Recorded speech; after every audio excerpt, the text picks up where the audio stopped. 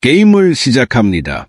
전문 유튜브 스크립트 작가로서 요청하신 지침에 따라 스크립트 애역을 시작하겠습니다.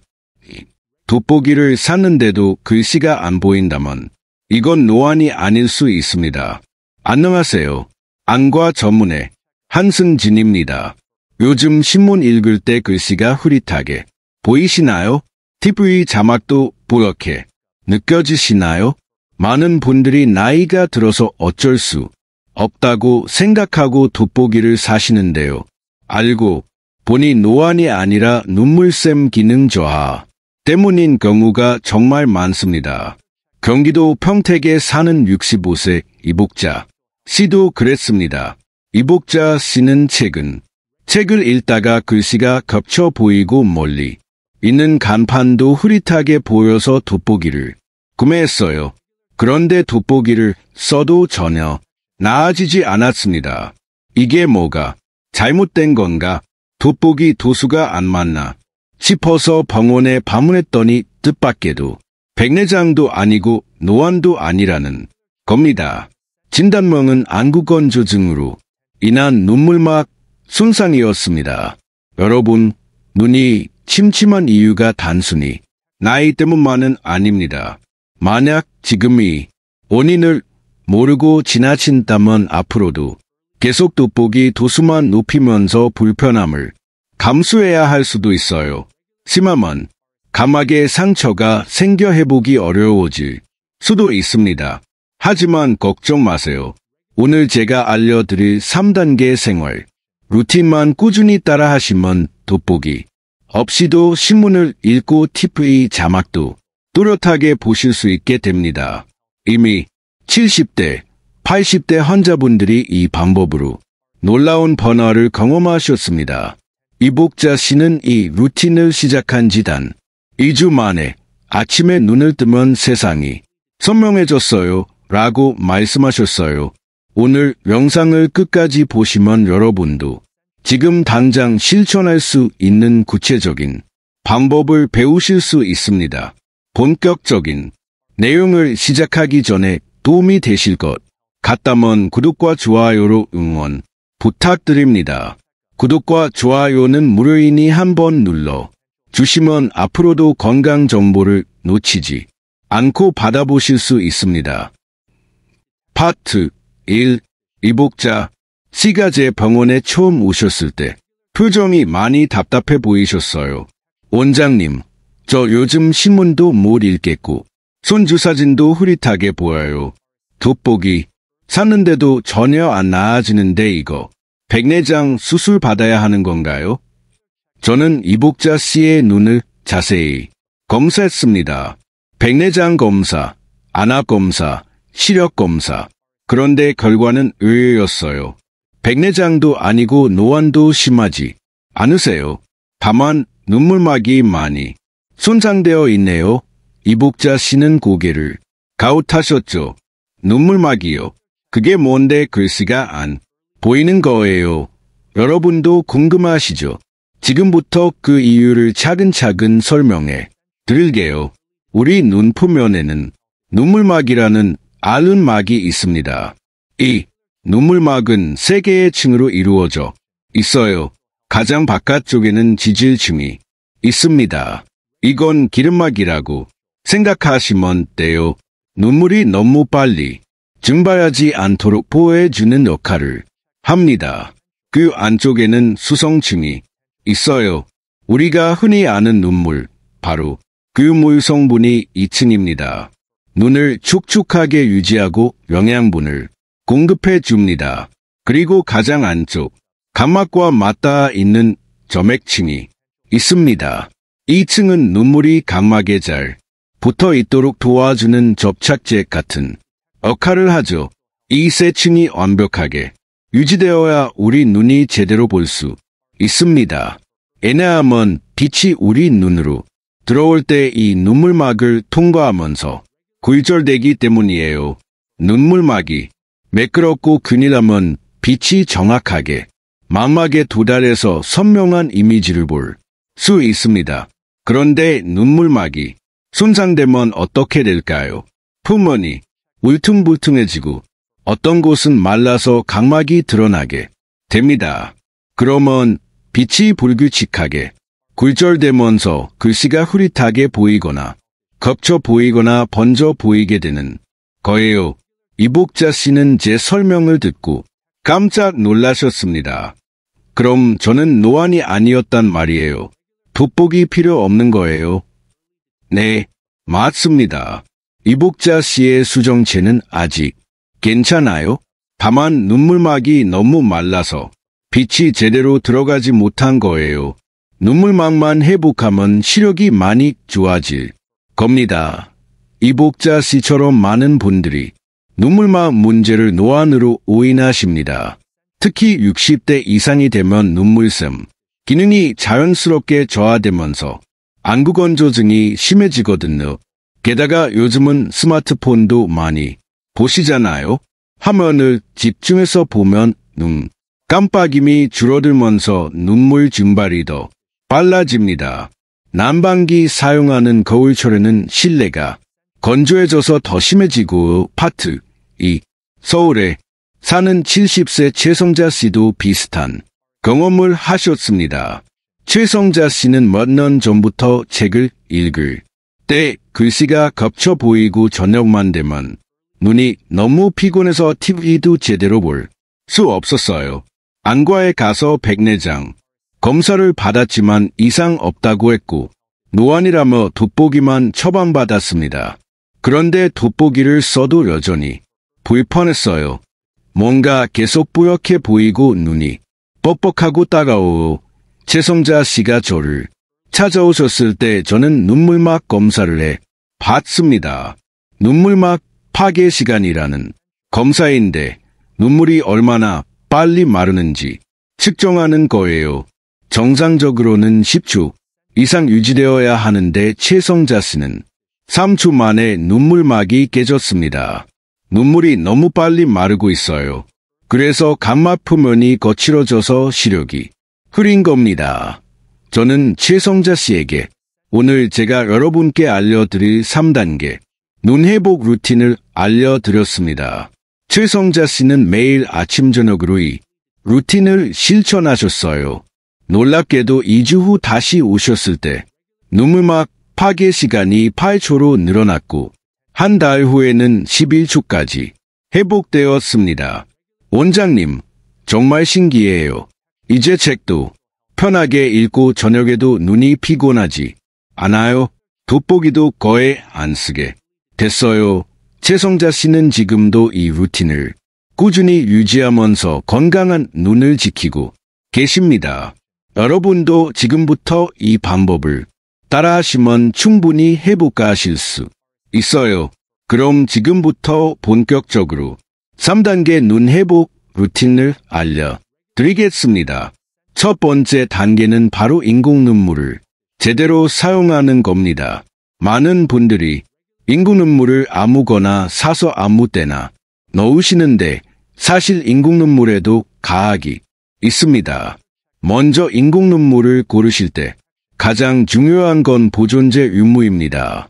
약국에 가면 일회용 인공 눈물과 여러 번 쓰는 통 형태 인공 눈물이 있죠.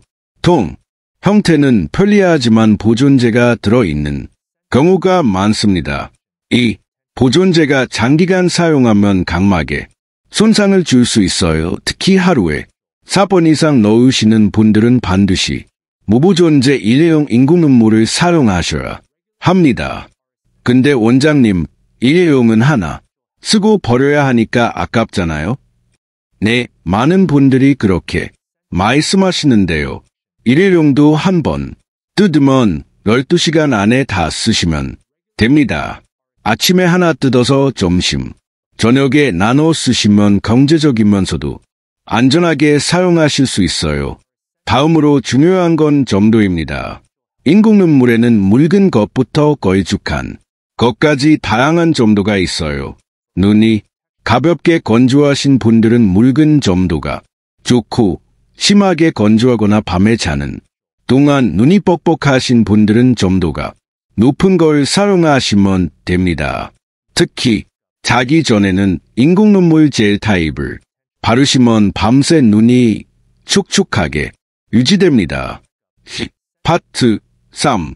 부산에 사는 67세 김영숙 씨는 아침에 일어나면 항상 눈이 뻑뻑하고 따가웠는데 자기 전에 인공눈물제를 바르기 시작하면서 아침 눈 건조함이 확 줄어들었다고 하셨어요.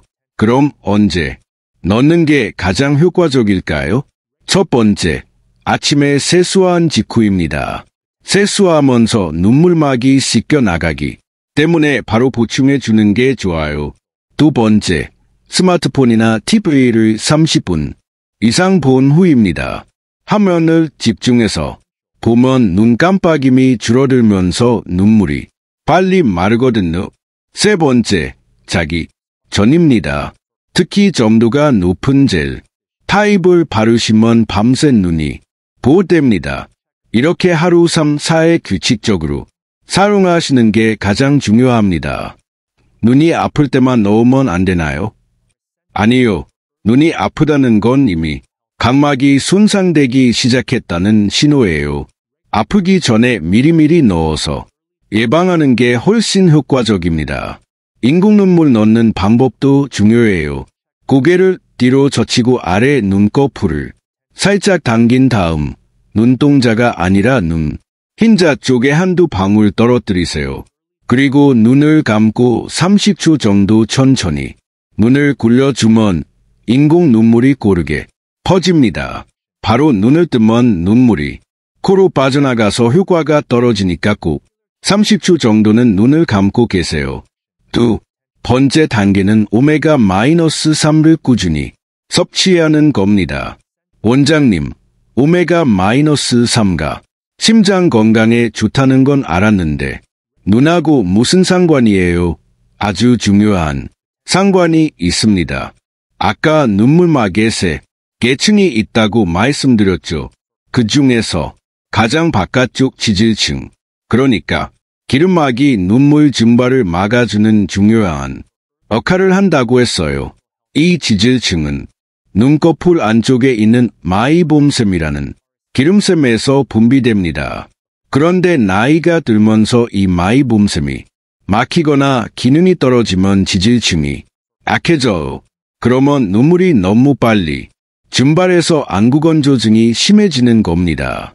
오메가-3는 바로 이 마이봄샘의 기능을 회복시키고 지질층을 건강하게 만드는데 필수적인 영양소입니다. 실제로 의학 연구에서도 오메가-3를 꾸준히 섭취한 안구건조증 환자들은 눈물의 질이 좋아지고 건조 증상이 크게 개선되었다는 결과가 있어요. 그럼 어떤 음식으로 오메가-3를 섭취해야 할까요? 첫 번째, 등푸른 생선입니다. 고등어, 삼치, 청어, 연어 같은 생선에 오메가-3가 풍부하게 들어있어요. 특히 고등어는 가격도 저렴하고 오메가-3 함량도 높아서 일주일에 2-3번 드시면 좋습니다. 파트 4. 대구에 사는 68세 박정혜 씨는 평생 생선을 거의 안 드셨는데 안구 건조증이 너무 심해져서 제가 권유한 대로 일주일에 3번 고등어를 구워 드시기 시작했어요. 한 달쯤 지나자 눈이 한결 편해졌어요.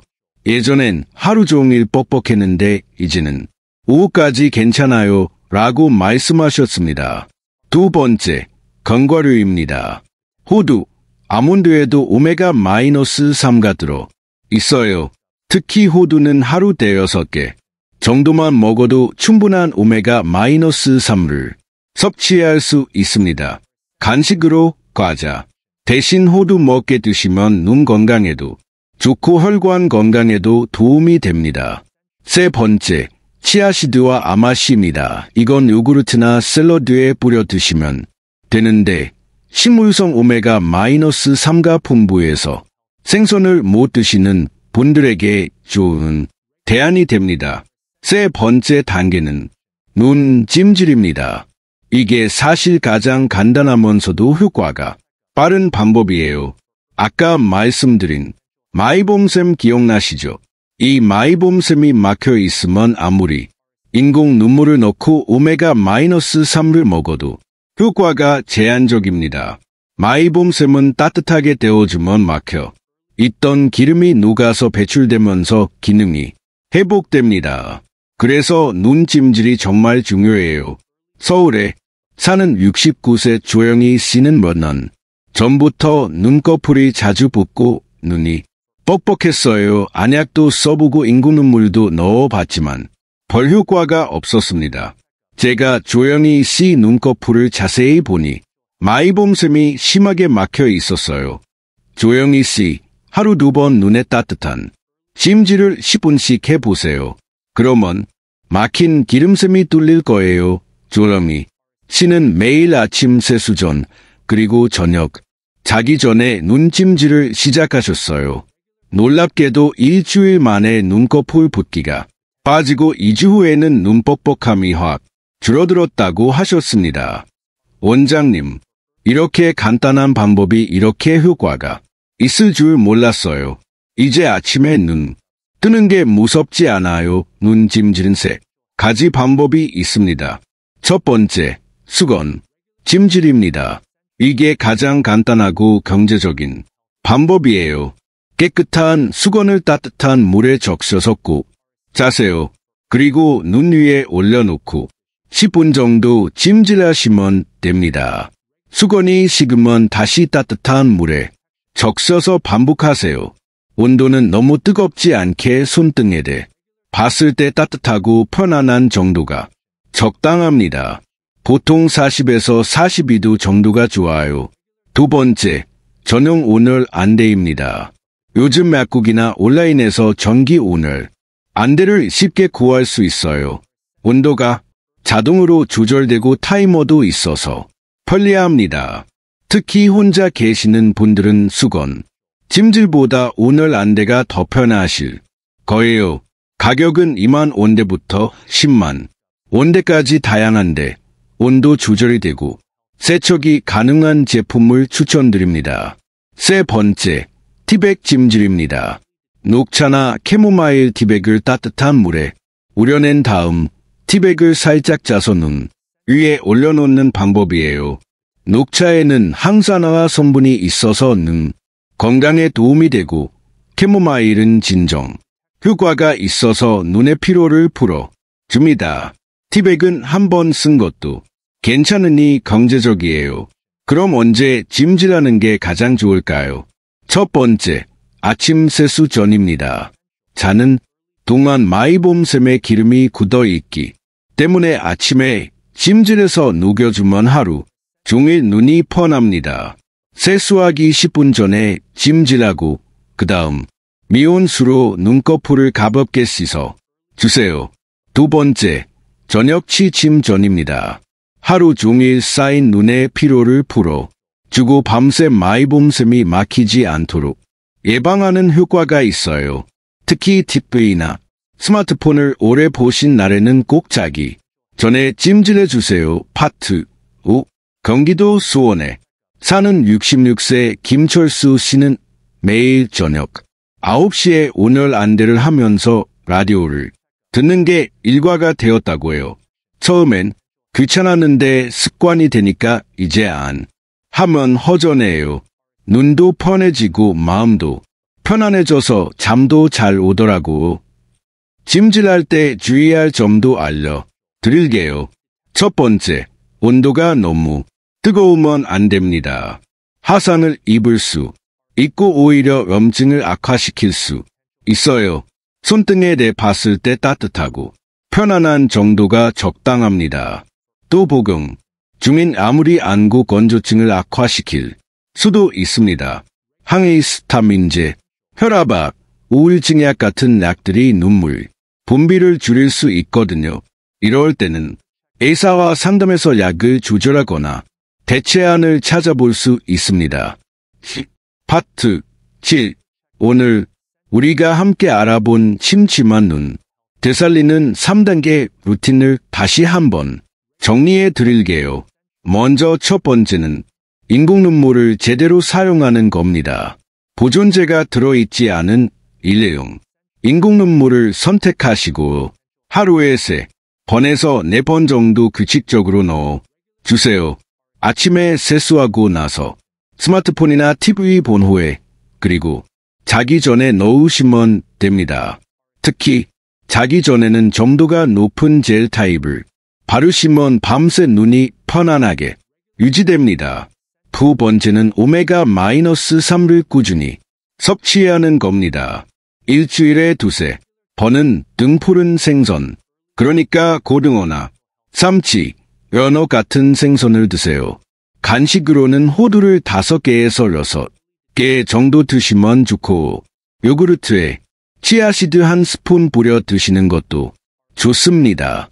영양제로 드실 분들은 EPA와 DHA 합쳐서 1000mg 이상 들어있는 제품을 고르시고 RTG 형태로 된 걸 선택하시면 흡수율이 더 좋습니다.